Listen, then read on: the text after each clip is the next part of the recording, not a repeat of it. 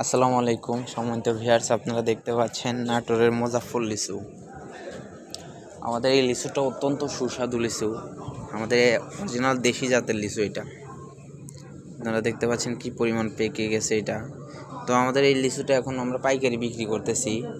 তো আপনারা যদি কেউ নাটোরের মুজাফফর লিচু পাইকারি নিতে চান, অবশ্যই আমাদের সাথে যোগাযোগ করলে অরিজিনাল লিচুটা পাবেন।